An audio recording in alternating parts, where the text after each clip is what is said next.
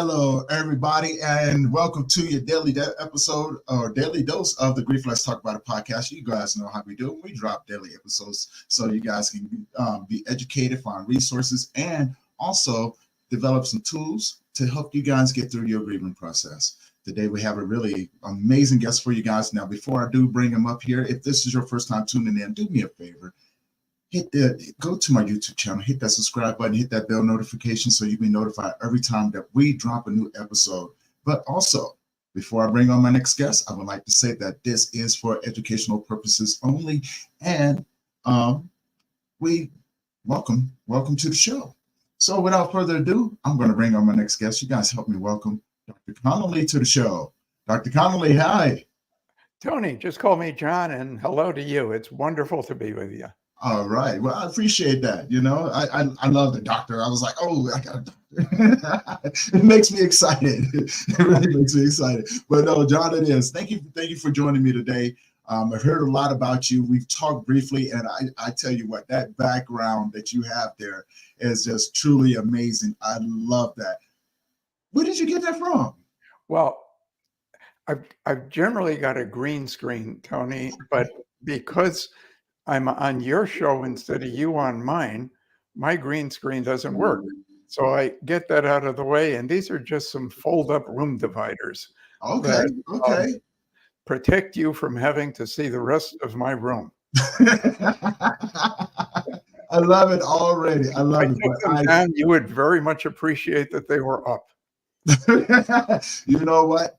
If it's full of books, I appreciate that as well. You know, I love reading books. And I'm so looking forward to getting yours. I can't wait to dive into it. Holly was like, give me your address. I was like, you got that.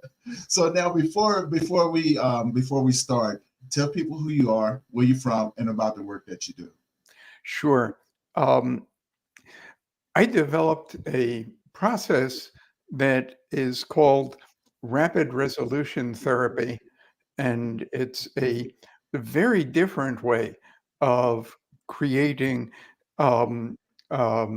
healing and change within people. And I provide lots of training to folks who are looking to be able to move into this way of assisting others as a career, and also we do lots of things giving people an opportunity to personally benefit. And one of the things I feel best about, Tony, is about 18 hours a month, I'm involved in doing something that's called Solutions. This is an open group at no charge. Anybody can come.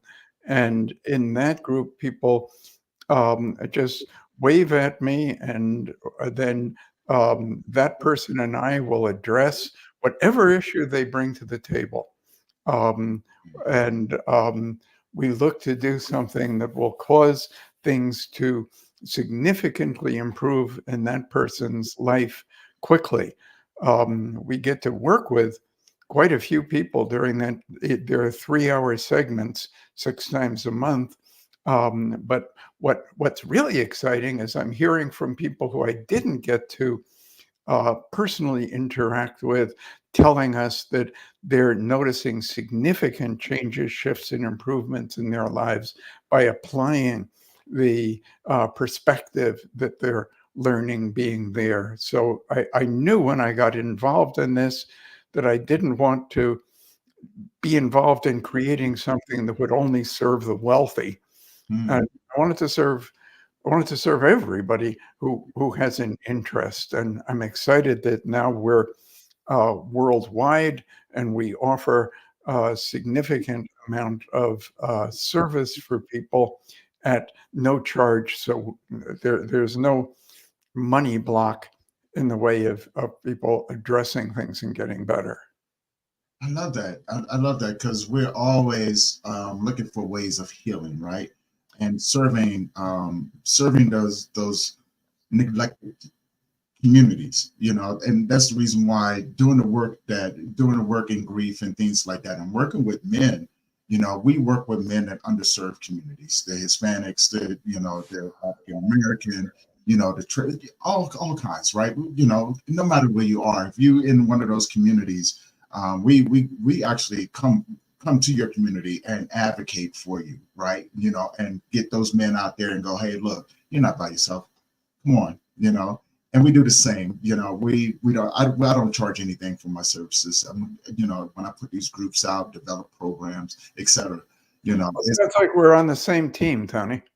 And I love that, right? You know what I'm saying? Go team.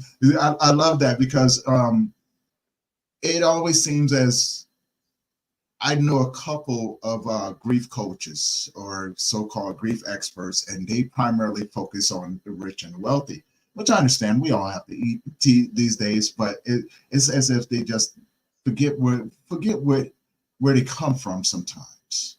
I follow you, and it's my privilege to be out there for others, and I sense that from you, and that makes this an exciting journey for me to connect with you today. You're out there being, your voice is out there. You don't know where the hell it's going, but it's going out there and making a difference, and how wonderful that is.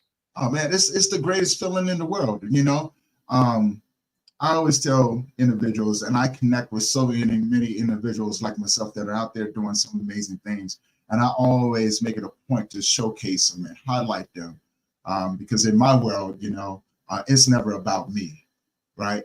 I'm only one person, just trying to make a difference. But I do understand that it takes a team of people with the heart of service that want to go out here and make a difference, right? And it's the best feeling in the world to be able to watch people heal. We're pretty lucky, huh, Tony? It's really lucky, man. It's like when you see people begin to heal, it's like another star has entered the sky, right? Life becomes a little bit more fulfilling and purposeful. You tend to find gratitude in everything and appreciation for the people that you come across. And so, just like what you just said, my appreciation for you is beyond words. And to be able to have you on to just talk and let me be a part of your world and your journey. That was a powerful visual, Tony. Another star hits the sky, and what I saw in my mind as soon as you said it is I saw the journey. I saw it like shooting up, and then up there, and then it's bright, and then it's there. And there are so many. It's a lovely image, and I might just have to steal it from you. You go right ahead. That's what it's there for. Look, the things that we do and the things that we share out into the world, it's not to be gatekept. It's to be shared, right? Of course. Love for people to have a beautiful image of their life as they begin to get out of their own way, begin to trust themselves in the healing process, but also allow individuals to walk with them. There's a huge, beautiful beauty in that journey. And I get the honor and the privilege of walking with those individuals, but also sharing and bringing in other people to walk with those who I may not be the best qualified for, right? But I'm not ashamed to say that. I may be like, hey, I may not be the right fit for you, but I know somebody who is. Let me introduce you. Well, I don't think, Tony, I don't think you or I claim to have the key for every lock. Right. But we have the key for a few. Yes. And we know some good locksmiths. This is very true. I see again. I love that analogy. We definitely know some really good locksmiths. Now, I want to talk about how did you get into the work that you do? My first job out of college was I ended up being what was called a child protective service worker.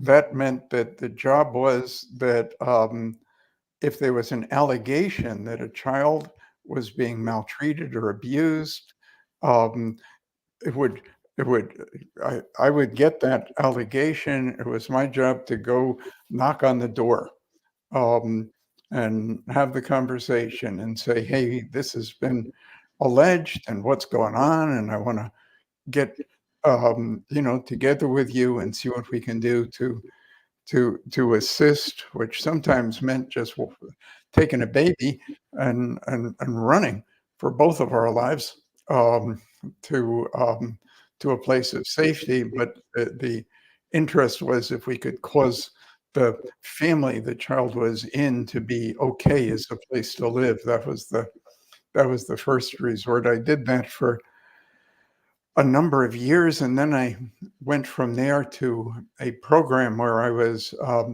a clinical supervisor in a short-term residence for runaway, throwaway teenagers. I did that for about 5 years. I really was awakened to the impact that life events can have on people. As I began, Tony, um, I my interest was in causing the environment around the child to shift so the child could be supported. Okay. Um, Later, when I began meeting with individuals who are looking for their own lives to shift, change, and improve, I realized I no longer have access to that person's environment.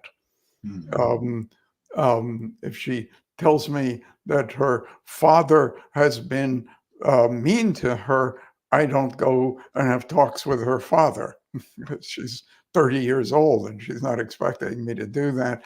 So now I learned I need to do work within the way people's minds are processing information in order to make a difference from there. I was trained in a mental health profession. I did what they told me. I was concerned about what I might do to get people in better shape. I certainly knew about the impact of strange, weird, and incredible traumas because I was living in that world for years and years and years, where those things were happening. And so I got interested in, well, what can I do that's going to cause this individual to be in in much better shape? And I was distressed to find that what I had learned in school didn't help. And Mm. Tony, I called people who were in school with me and I said, "This is embarrassing, but I must have slept through the classes on how you're useful to people. Would Mm. you give me the Cliff Notes version? What did they tell us we're supposed to do to actually be of some use?" And people said to me, "John, buddy, you didn't sleep through those. They didn't offer them." Wow. Then I went into a postdoc program. Maybe I would learn it there. And what I learned there was one thing. The problem people were having, according to them, was that they had emotions that they didn't fully feel and express and therefore release. And so the whole issue was causing that to happen, which meant actually looking to cause people to relive the worst moments of their lives and feel all those feelings and scream and yell them and and and I did it. I didn't like it. I mean, I mean, if you like causing people to relive the worst moments of their lives, there's something the hell wrong with you. So I didn't Right. like it. But I thought if this is what it takes, I'll do it. And I did it and I did it and I did it and I did it. And finally I did it enough to learn it doesn't work. Mm. And then I said, well, then what does work? And I kind of began creating a system that was aimed at causing shifts, changes, transformations within people as quickly and yet deeply as possible, and doing it as painlessly as possible, generally completely painlessly. Um, And that was just like the opposite, because what I learned is take a long time, it's going to be very, very painful, and it probably won't accomplish much. Right. Um, and so I thought, who would want to do that? So I'm looking to take a short time, make it fun, and have it accomplish a lot. And that was sort of how the whole idea of what rapid resolution therapy was birthed. And it was like just me. And then I would gather with some people, and they'd pay attention to me, and then it got to be bigger gatherings, and it just kept happening. And finally, I got to meet Tony Lynch. So I must be doing something right. See, I am so honored and privileged. Thank you for that. Because that definitely means a lot. Because you just never know these days. I love doing what I do. I love having Oh, conversations. it shows. And I Yeah. want to ask a question because Please. you know, when you said that, I started thinking, about the subconscious mind, right? The subconscious and the unconscious mind, and how that intertwines. Now, I could be wrong, but it just seemed to relate to me in so many ways because I do a lot of studying on subconscious healing, as well as the unconscious knowledge of that healing when it comes down to the individual. But again, that's their journey to explore whenever we get together. And there's certain techniques to take people to certain places. And then I just help them open up the doors to explore different answers in those areas, especially when it comes down to men and grief. There's so many different areas, so many different avenues to go down, and everybody's different. Everybody's different, so it's like finding out what works for the individual. So my question is, does it play a role in the subconscious mind when it comes down to the technique that you use? Um, I'll tell you about an individual, if I could, Tony, because I think it'll make it more interesting, and from there into the rest of the answer to your question. Um, this I got a phone call from this gentleman, and he started talking to me about his daughter. He said she was, I think she was about 20 years old, um, and that she had developed this seizure disorder.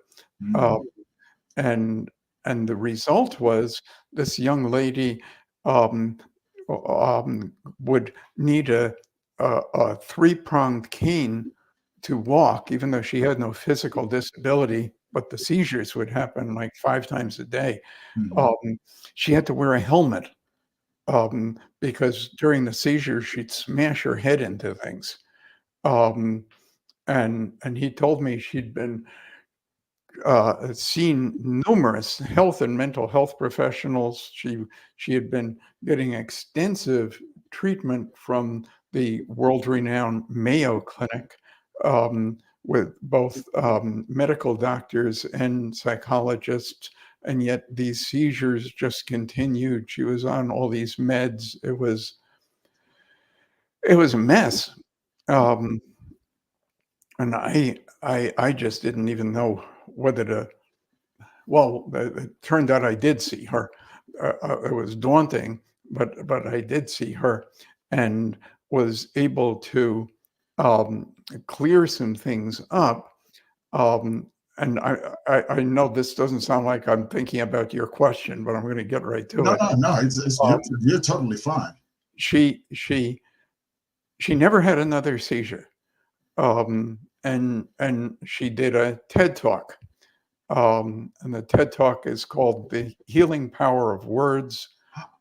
And her name is Kristen Rivas, and she now has done extensive training with me, and she's one of our top people in terms of the very top of the healers that we're training and sending out there. And what what had happened was she's doing the laundry one day, and her body just spasms out. and no, nothing on her mind particularly other than put the soap in the washer. Hmm. Uh, and this whole thing happens. But a number of years prior, her beloved sister, like a year or two older, had been killed. Drunk driver had killed her, and that guy had had numerous drunk driving convictions before that thing happened, and she just couldn't. Her mind couldn't process it. It's like the mind is built to take certain size bites of things, Right. and you can bite this, bite of the apple and chew it, digest it. It all works good. But if somebody gives you a boulder and says just swallow that whole, you'd say, hey, I don't think my throat was built to swallow these things. And Right. what came at this gal was like a boulder with what happened with her sister, and all kinds of guilt personally, because there was conflict with the parents and the sister, and she didn't support her sister as much as she thought, and then her sister was killed, and and that stuff's running unconsciously, although there would be thoughts about sister, of course, but there was incredible turmoil unconsciously that couldn't be contained, and ended up with these physical seizures that were really, I mean, this gal, she can't go out, because if she goes out, she might go somewhere where there's a fluorescent light. That's going to trigger the seizure. Okay. If she walked backwards 2 steps, that would trigger a seizure. If she saw flashing lights, that would trigger a seizure. If she saw television, that would trigger a seizure. So basically, where do you go to make sure that they don't have any lighting and there's not a TV screen? You go nowhere, which is just where she had confined her. She was finally confined to. I mean, she couldn't leave the house. Hmm. You know what? She went She got dressed to go out. She was going to go take a class. And her husband said, wait, before you go, make sure your helmet is on tight. And then he took a letter on what to do if you find her having a seizure, Hmm. and pinned the envelope to her shirt. So if somebody found her, they, they could know what to do. And so she's on her way out of the house. She passes a mirror and she sees this girl with a big huge helmet and an envelope pinned to her shirt, and she says, I can't do this. And she never went out.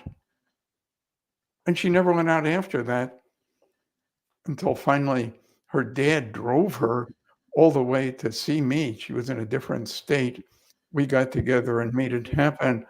But dealing with the complexity of the grief and getting it clear is what enabled her to move from living life as an invalid to being a powerful leader out there, making a huge difference for men and women. So Yeah. yes, what's going on outside of consciousness is quite significant to me. Um, let's say you live in a mansion, Tony, um, and the problem is there's no electricity, so you can't see, but you do have a little pen light. And so as you walk around, you can kind of see what's in front of you right here. Hmm. Um, that might be a way to think about our minds in terms of conscious, unconscious. The part that's lit is conscious. Most Yes. isn't. So if I'm going to make a significant difference in somebody's life, I can't repeat, make a big difference in your life by only dealing with a quarter of an inch of the inside of your house. Hmm. We have to deal with the entire house that's affecting you. Well, it's dark. I can't see it. I can't see it. I'm not conscious of it. It's unconscious. So I had to find ways to get there and make a difference from there. And I learned if we can make a difference from there, then the shift that people experience is effortless. It sort of just happens. Because how do you effort that? I mean, what do you do? Okay, what are you doing? Well, I'm not having a seizure as I walk in the kitchen. That's what I'm focused. How do you do? You can't. That's We true. got to make that go from inside out in order for it to shift for people, and that's what I've learned to do. But I don't I don't have enough time. There are too many people out there, man. It's like incredible. So that's why I'm busy all the time, really 7 days a week, just about Yeah. all day long, teaching others how to move forward and carry that torch and light the way for others still. Hopefully you got enough time. You got a lot more time because I would like to meet you and all kinds of things. I Well, you just already kind of did your whole thing on Colorado to me. I don't know how I'm not going to come and meet you. I'm trying to entice you. This and that. Well, you did.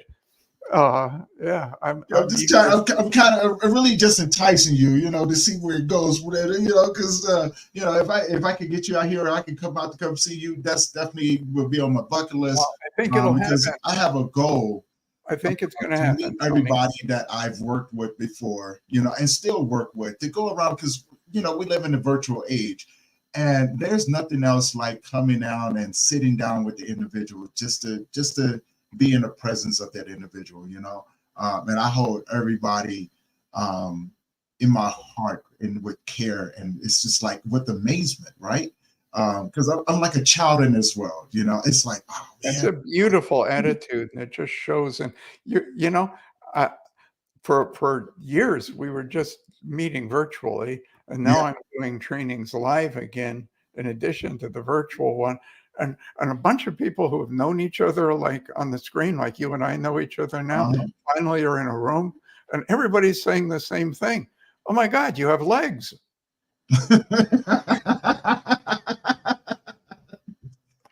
And I realized True. that I went through a few years there spending quite a bit on shirts, but no pants. You don't need pants. I don't know whether you're wearing pants. That is very true. That is very true because in the virtual world, they just see this part of it, and it's Yeah, just like, wow, you have on a very nice shirt. yeah, that's all you need.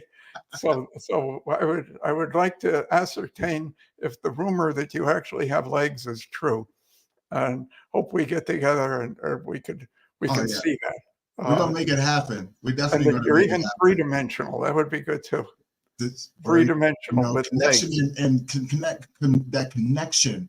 That But that you're doing it this way, Tony. You're doing it this way. Think about this truck driver making his way through the Midwest on a lonely highway, and there he is, and you know what? He's not by himself because he's hearing your voice. yeah, And and you might say, well, it might be nice if you were sitting next to him, but you can't sit next to every truck driver.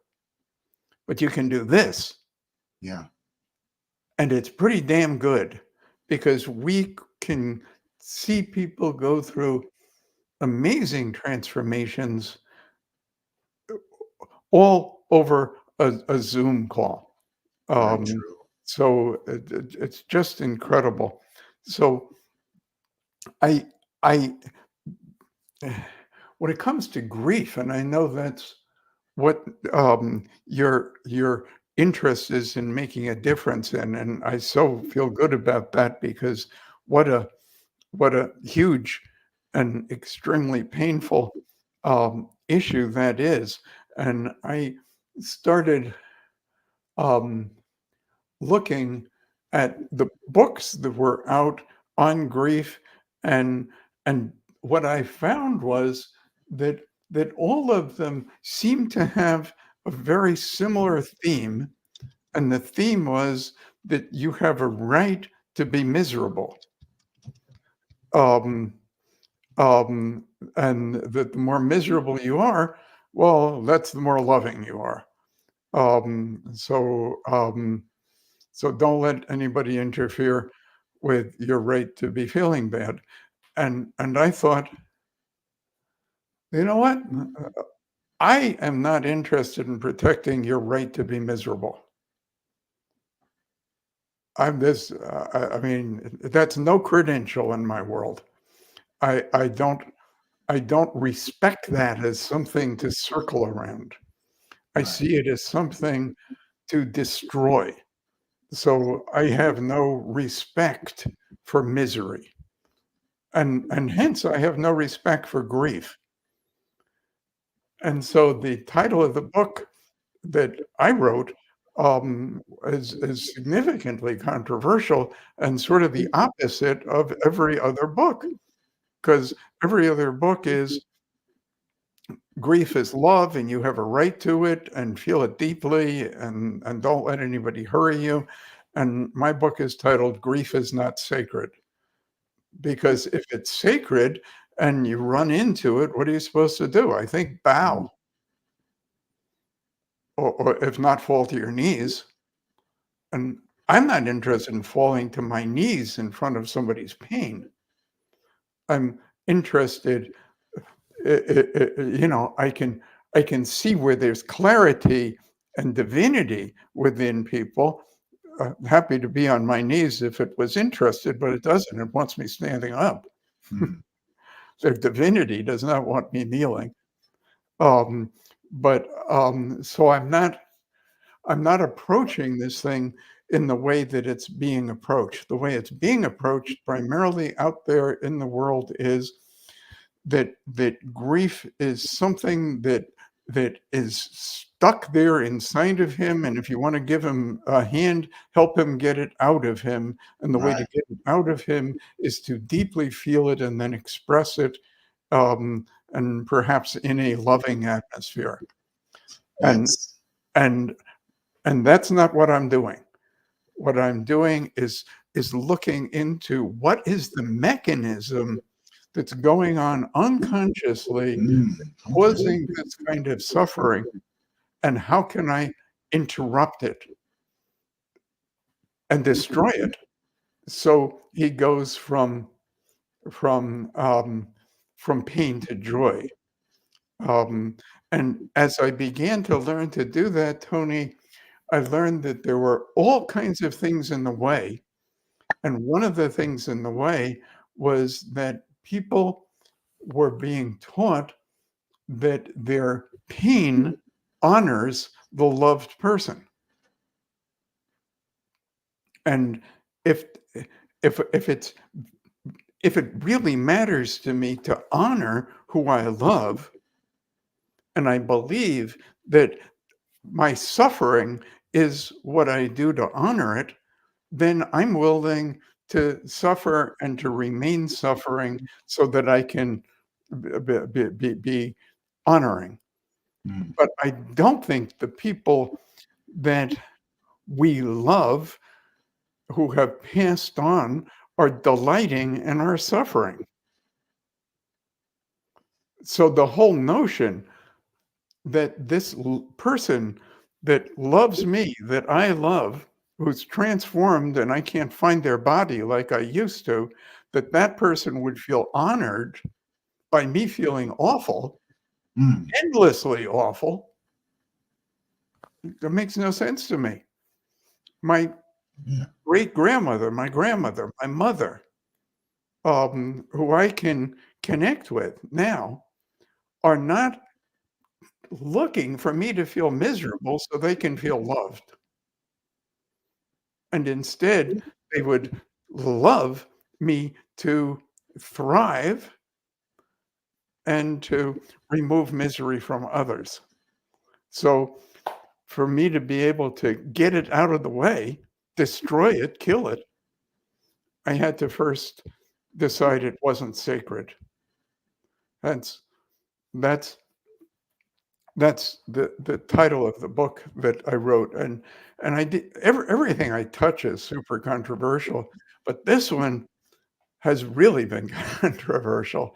Oh no, I Um, can definitely see that, right? And I just want to add to that because I find that fascinating, especially being a men's grief coach. And, I have a similar philosophy is to get people to move through, right? And grow through the things that they've gone through in order to get to a place of acknowledgement of the world that they live in now, to find joy, to begin to live their life in an infinite way, right? To not suffer, but to celebrate the time that we've had with those and I individuals. think, Tony, I think that we still have. Yes. So I don't believe um, that mom is over. Hey, we had a good run, mom. Sorry, it's no longer. Hope you're having fun up there. Um, I don't feel my connection with my mother ended with her passing. Right. Yes. Yes. I I don't think it even went further away. No, it Uh, didn't. It's because the energy can never be destroyed. Right. and I'd like to offer that, and if I can, to your listeners for just a moment. Can I go right off Yeah. your Yeah. thing? Yeah. Most definitely. Please. So I'll ask you if you're out here as one of the people that Tony gets listened to by. If you think of your left hand and then your pinky on your left hand, and then the tip of the pinky, and at the tip of the pinky, there's one cell. And what is that cell made of? Well, you're going to tell me, well, I guess it's made of molecules. Let's go with that. Um, and what are those made of? Atoms. Oh, and what are those made up of? And when I was in school, Tony, they said subatomic particles, taught us neutron, proton, electron. Hmm. And now they're letting kids know, yeah, but it's not particles, it's energy. Yes. So it's energy. So that's energy. And then, so if you, if that cell in your pinky is made up of energy, you're made up of energy, and energy.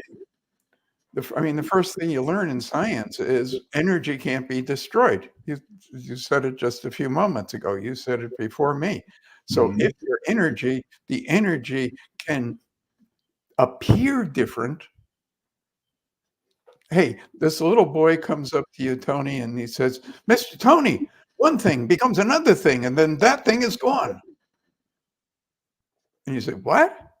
He says, one thing becomes another thing, and then that thing is gone. You say, kid, slow down. What happened here? He says, well, I put ice cubes in the glass.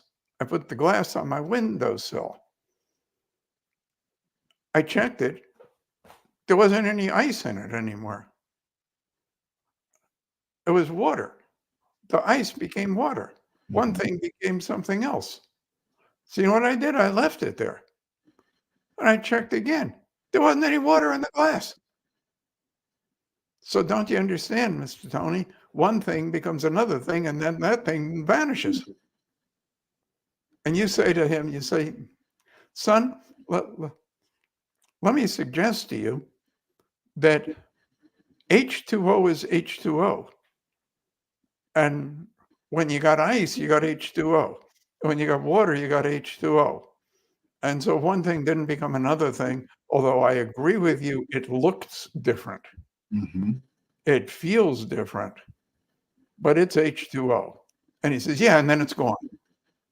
You say, well, slow down. What do you mean it's gone? Well, it's gone. It's gone. Look at the glass. You see anything in it? There was ice in it and there was water in it. Now look at that. That's dry. It's gone. It's gone. And you say, let me show you something. And you take his hand and you whisk him to the desert. and you say, "What do you think of this?" And he says, "It's hot, dude.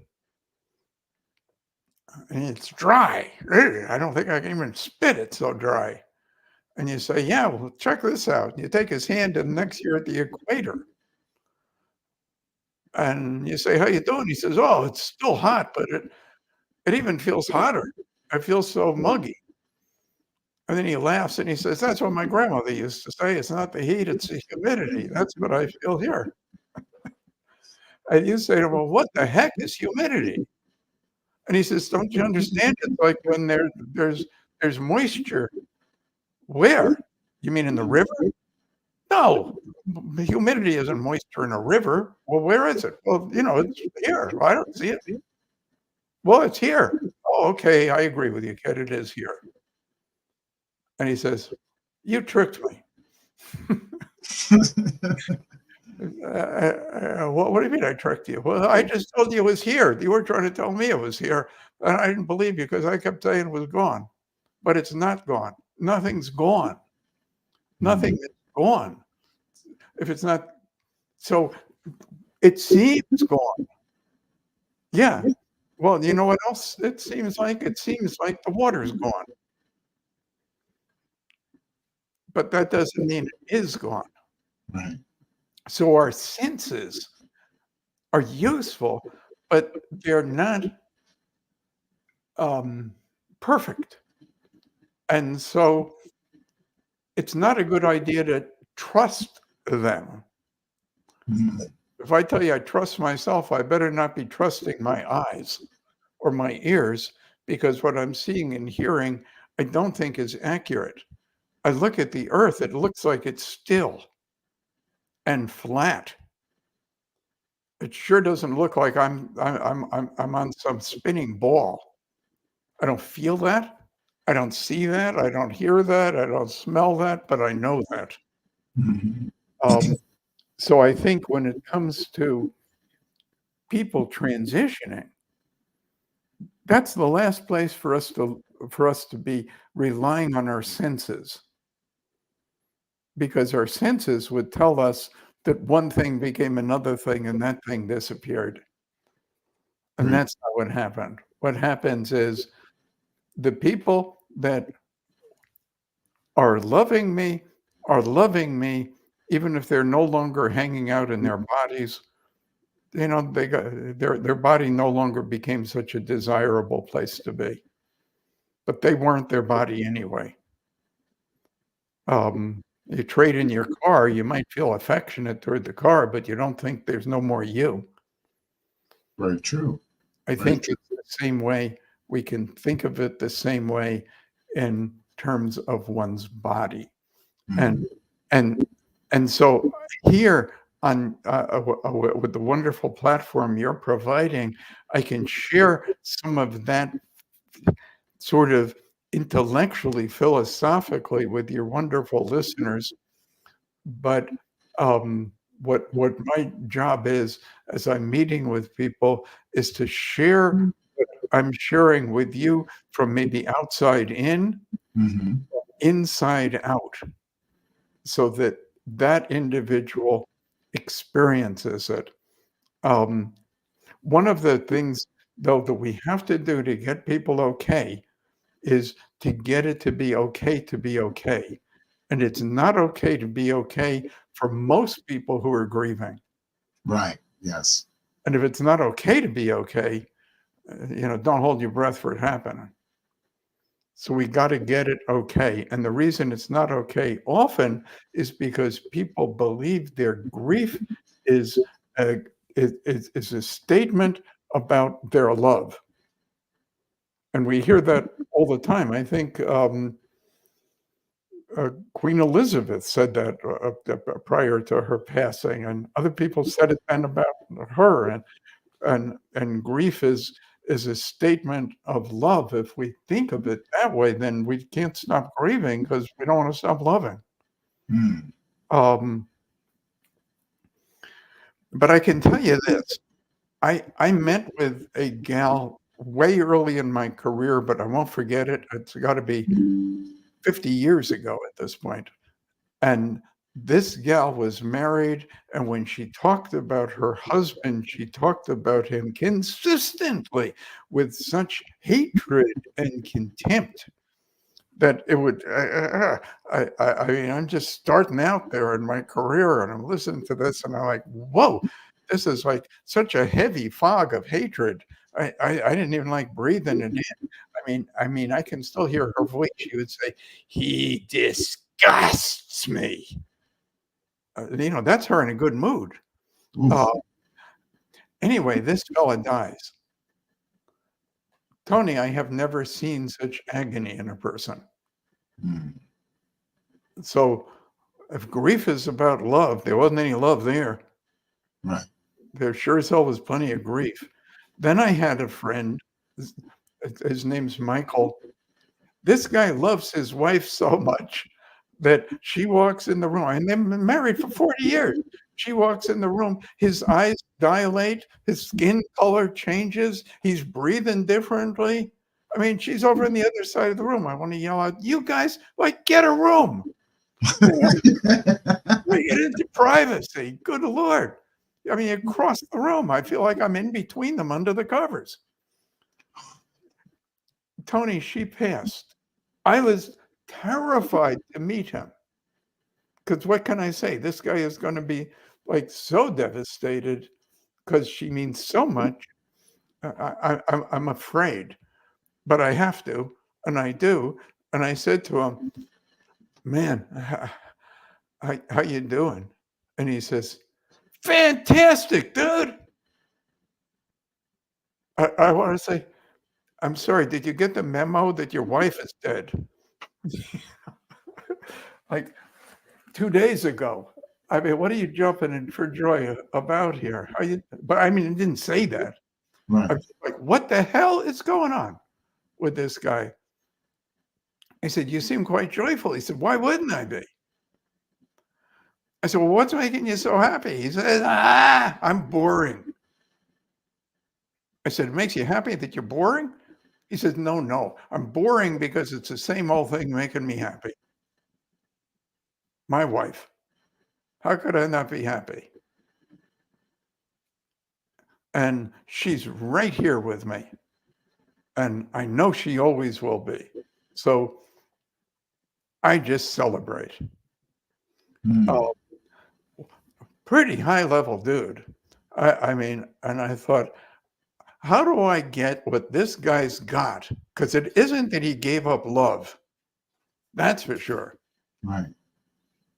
Or he gave up emotion, or he gave up humanity. He didn't any of those. He just was at a high enough level that he gets the transformation isn't elimination, Right. Yes. that this was transformed rather than destroyed. Um, and so I like people to get it that the loved person is now closer than your own breath, closer than your own breath. And what I have to teach you to do is not see, grief people are trying to get people to let go of the loved person. And they're already suffering because they feel like that loved person has been yanked away from them. Mm. And if I come in there and say, "Hey, this is feeling pretty bad, now let go of the rest of it," of course they're going to fight that. But when we're meeting with people through the rapid resolution therapy process, we're not telling anybody to let go of the loved person. We're telling them to be embracing that person Mm. eternally, joyfully. Um, who you really are, is light. And so is that person. And maybe you're not the same light, but the lights are entwined. Right. And if Right. the lights are entwined, you don't get closer than that.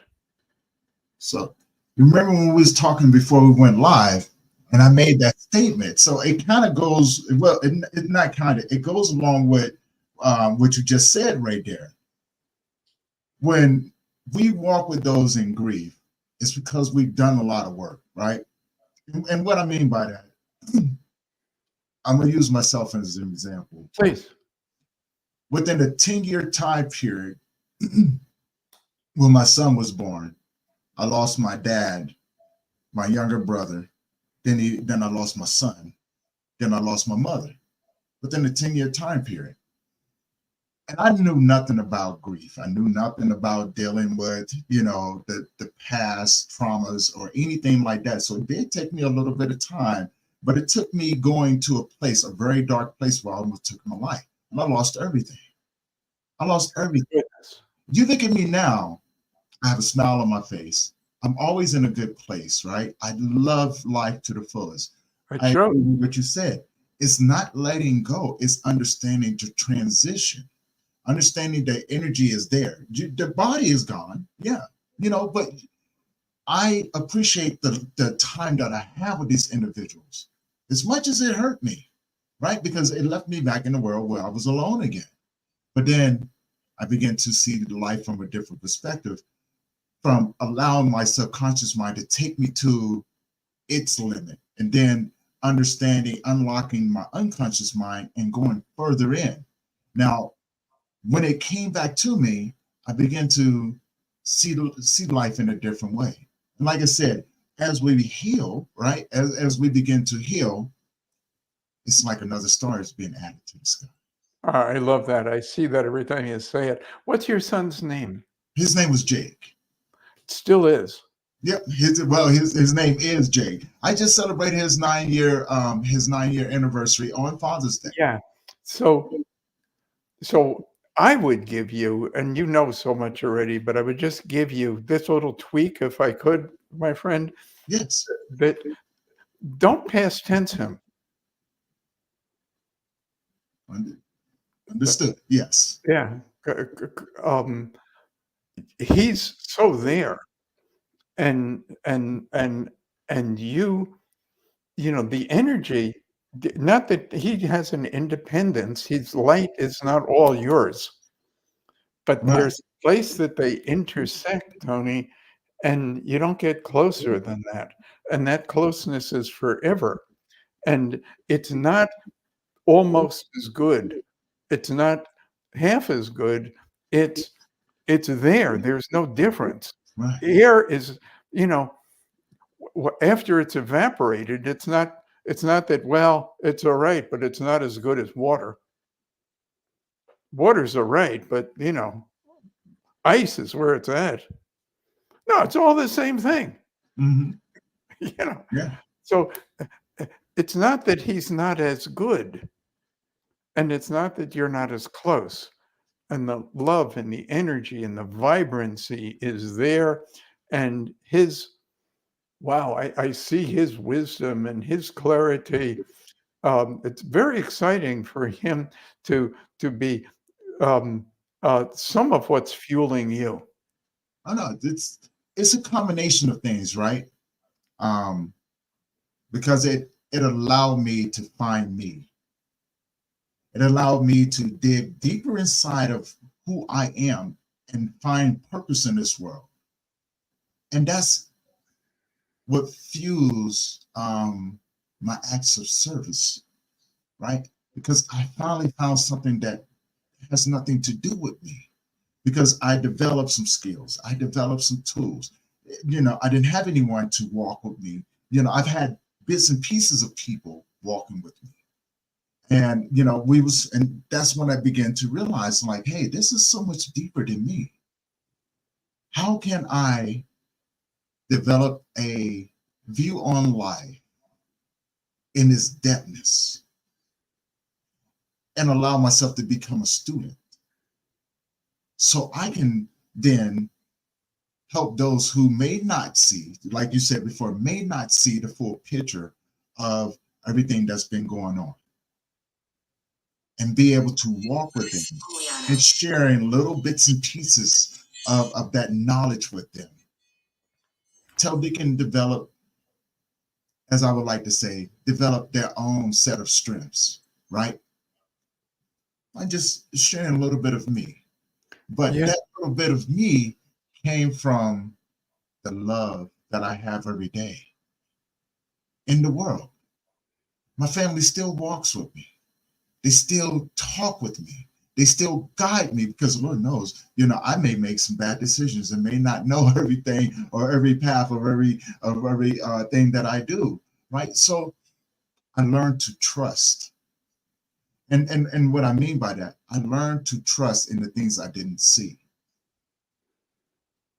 And I let it show in everything that I do because I'm building a legacy. I want them to know that I still honor you. I still love you and I still depend on your guidance to help me You get through this you life. don't, Tony, you don't understand only by seeing. Right, You also understand by hearing. right. And so we could blindfold you and you'd still hear. Hmm. There's the sense of touch and taste and smell, but there's more. And so if if I'm tapping your forehead and I say, "What do you feel?"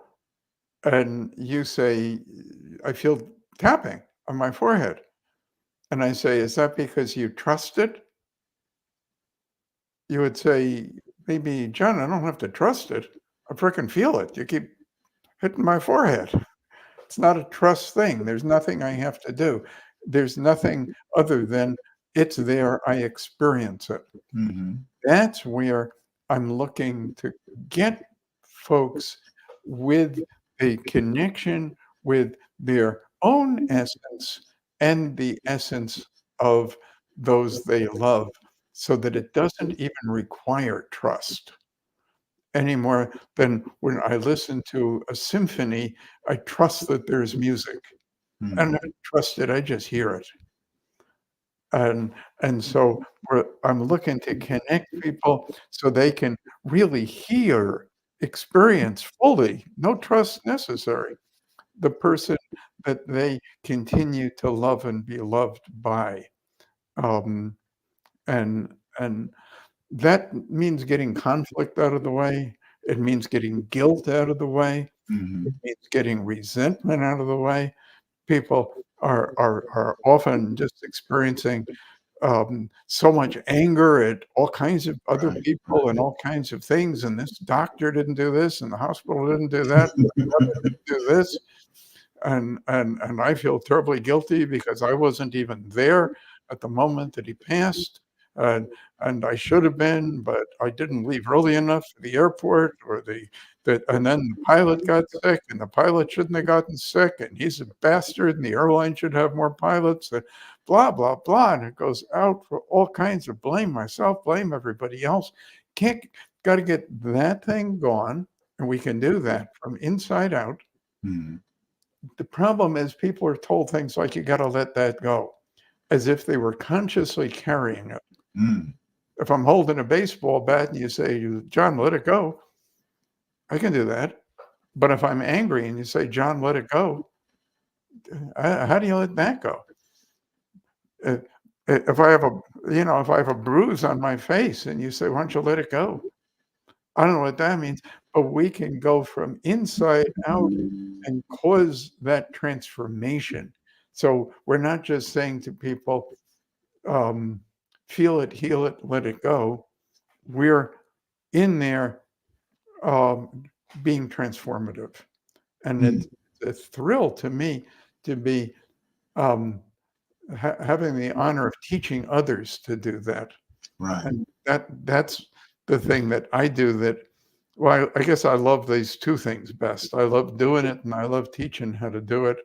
We're always offering classes and um, rapid resolution therapy, and we we have people from all walks of life learning to then do this as even as a career choice, where they're getting to be healers for others, and and once you get it, you can do it from anywhere, anytime, of the day that you would like to with anybody from anywhere in the world.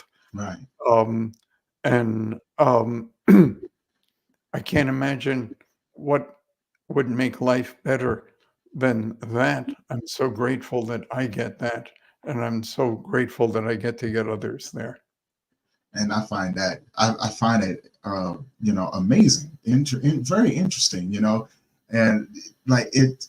I see I see how everything kind of works with everything else, right? And to me, that's fascinating. Absolutely, Because Tony. you like your technique, and I can understand why you say it can be controversial, right? But if you look at how your approach is, it's just another way to help people get to a place that they can then enjoy life to its fullest, Yeah, right? You know, it's and again, it's the we way to understand joy. it. Yeah, it's a define joy and things like that. And and I say that because I'm also on the other spectrum where I do walk with people in their darkest moments. I don't like them to be there, but I'm okay with walking with them because I would rather walk with them than to read about them in their obituary as well. But to also share that knowledge that I've obtained.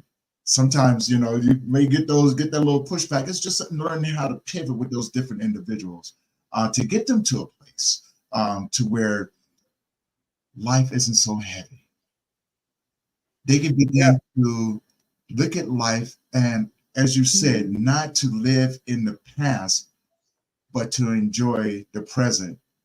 well, you have a deep philosophical understanding of how these things shift, Tony. But there's something else going on with you too, and that is that um, you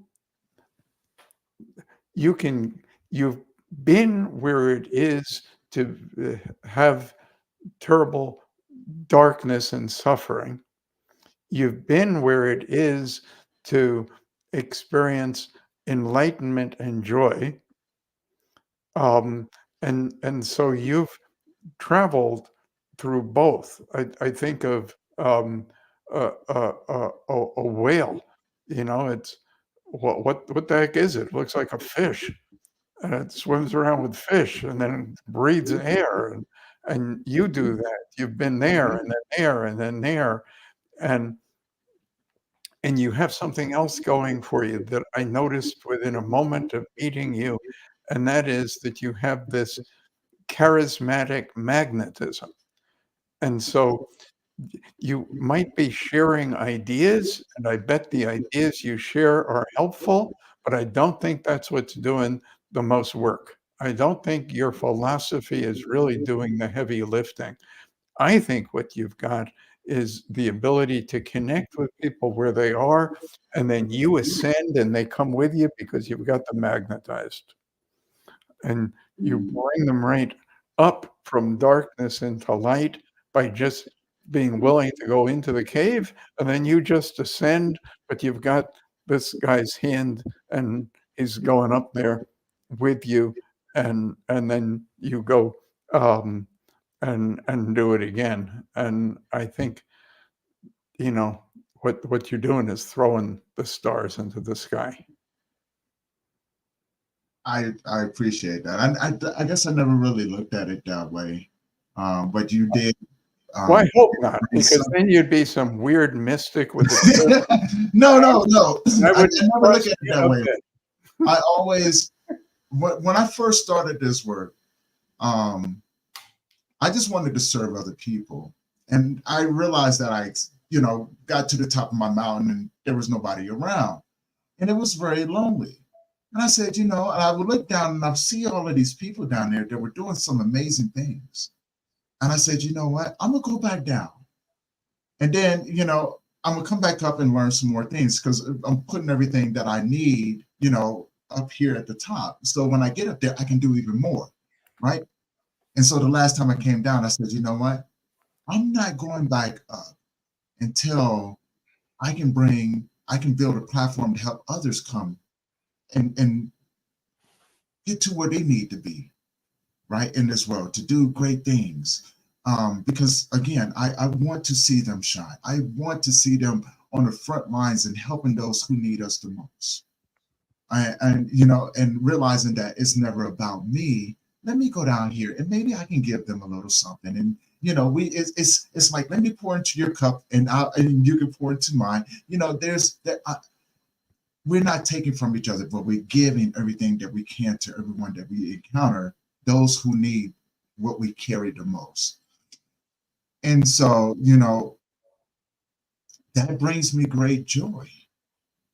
It really does. It brings me great joy to be able to do something um, without expectations from anything or from anyone, but to walk each other home. And if a person allows me and they give me the privilege and the honor to walk with them to the next destination, that's all I can really ask. Because I love to see them go and become who they are meant to be, right? And what I mean by that is that I see their journey as their journey, and I'm just a visitor in that moment. And whatever I carry, whatever I've learned and I carry, I realize that in that moment, it's not mine. I'm willing to give it to them freely. And when it's time for them to go, I don't take it personal.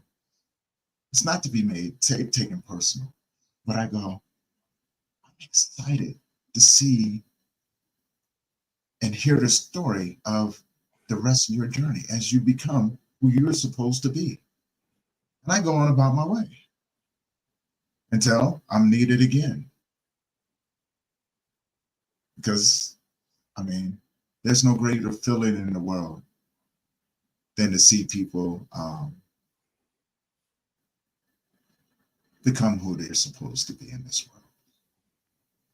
And just to be a visitor, to walk with them, no matter if it's long term or very briefly, it's the moments that we share within those individuals. Because I am a firm believer, people will always remember the way that you made them feel. They may not remember your name, but they will always remember the feeling that they had when they were with you.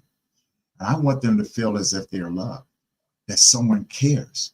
Because, John, to be honest with you, I know what it's like to feel that no one cares about you. I know what it feels like to be alone in this world.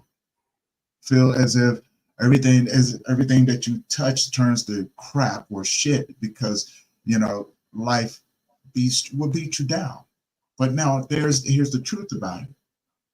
Life is honest. It's truthful. It's not fair or unfair. It didn't say I'm gonna guarantee you this. It didn't promise you that. Life says, here it is. I'm gonna lay it out. Do with it as you please. And when that is done, with everything that you worked for, you can have. I worked for peace, so it stripped everything away from me. I wanted to be happy, so it showed me the blue skies as well as the dark ones and said, did you see the beauty in this? So I relate that to everything and the path and the walk that I've been on. Has it been a challenge? Yeah, it's been a beautiful mess. And I can look back on my life and I can see throughout all of the challenges the purpose that I had to go through it. And then it dawned on me, my life was never about me. It's about what I can do now to be of service to others. Because again, one day we would have to leave this place, just in the in this physical sense. But I want to make sure that what I do here is going to outlast and be around for many, many generations to come. And maybe someone can see what I've done and be inspired and go, I saw what Tony did. I'm gonna go and do so much bigger than that. And that's what I want. I always want to see people do better than me because I'm just passing through. That's it. And so I want to see people do good things in the world. I don't want to be an inspiration. I want to be an example. And hopefully they can be examples for other people of what it took for them to get to where they are. Maybe they could be brave enough to go out here and share their techniques and their story with other people, and give them strength and courage, but also to understand that that love that they have and that love that they feel will be around for generations to come. But again, that's just me. Tony, it sure is a pleasure getting a chance to know you and listen to you and hear your wonderful words. I um, so appreciate having had this chance to be there with you and those who are listening. People who would like to learn still more about what we're offering. Uh, Yes, the website is rapidresolutiontherapy.com.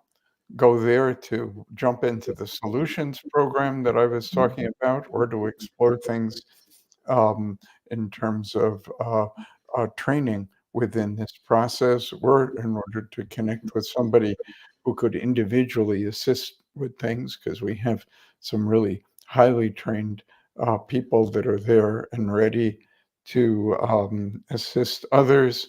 And there are a couple of books. One is called Life Changing Conversations, and the other one is called Grief is Not Sacred. And there's a third one that will be there pretty quick, but I'll wait for that to show up before I mention it. And all of those people can order on Amazon. We kept the price really low on all the books because we're just looking for the books to send out info, and we want, people to be able to have that and be inspired by it. Um, so again, it's rapidresolutiontherapy.com.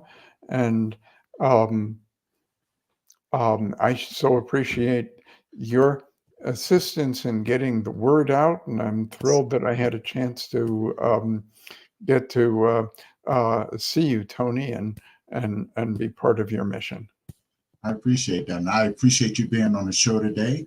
And thank you for sharing about your work, your journey, so many beautiful things. You guys, his information is in the description. If you don't see it, go to the YouTube channel, check it out. All that information is there. Check and if you guys enjoyed his everything that Dr. Connelly was saying, please grab those books, educate yourself. There's no harm in having adding more tools to your tool belt. And I want to say for Instagram, Facebook, LinkedIn, Twitter, Twitch, and Rumble, YouTube as well, for you guys that have tuned in to this call. I still want to hear you try that backwards. I'm going to try one of these days. I think it's going to sound. I think it's going to be crazy sounding, but I am going to Rumble, try one of these YouTube. times. I could never do it. I could never do it. I'm not going to try. I can't even say it frontwards. Oh man, it's been an honor and a pleasure to just be with you and share this space with you. Thank you again for being on. For everybody else, if you know anyone who could benefit from the conversations that we have, please share this with them. And we will see you guys in the next episode. And always remember, tell the people that you love them, because you never know what tomorrow's going to bring. And keep in mind, we're still just walking each other home. Great talk today, guys. Thank you, Grief the Greatness, for tuning in, man. Always thank you for the support and everyone else. This is going to conclude this episode. Again, Jon Connelly, thank you for joining me today. Hopefully, we can stay in contact and do so much more in this world. I'm looking forward to seeing you and having you come out to Colorado as well. For everyone else, I'm going to see you guys in the next episode, okay?